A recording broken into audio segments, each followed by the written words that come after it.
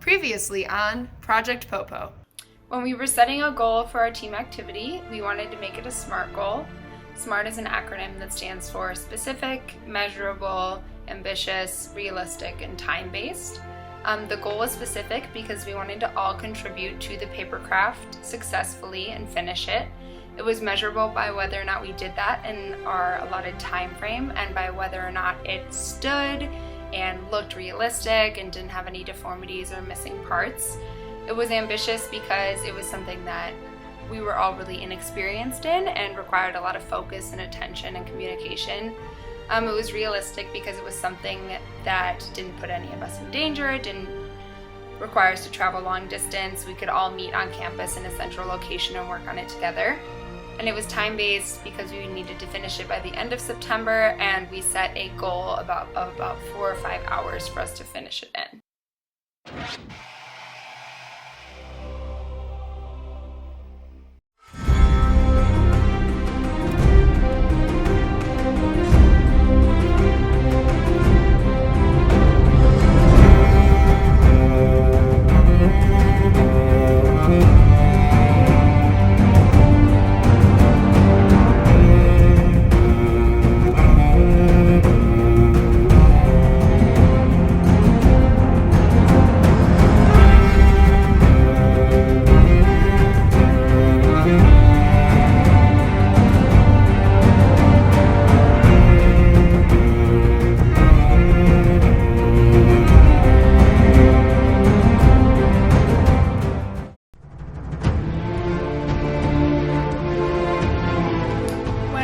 About teams and groups and comparing the two, we sort of decided that we were more of a group than a team.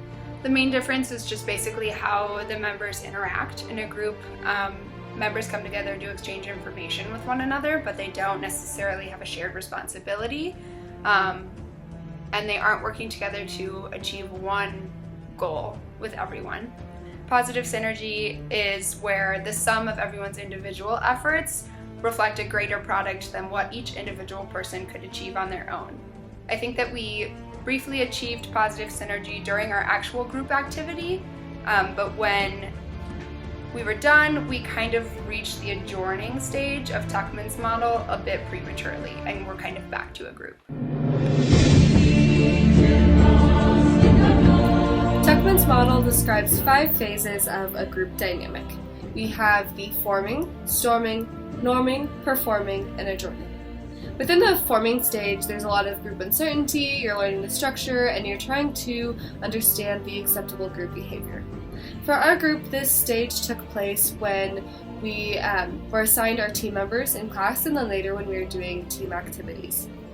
The storming phase is in which intergroup conflict and resistance of leadership occurs. The most significant aspect is that we didn't actually have much storming at all. The norming stage is when we get to deepen relationships and build camaraderie. For our group, this stage took place when we were cutting out arbitrary shapes of the hippopotamus to eventually build upon. But while we were doing that, we found we had a lot of time to talk, which was awesome because we got to get to know each other more, learn what language is acceptable, and build that rapport with each other, all which solidified the norming stage. The performing stage is when group members work together or work towards achieving their goal. And this for us was when we finished cutting out the shapes and we were actually working towards building our paper hippopotamus.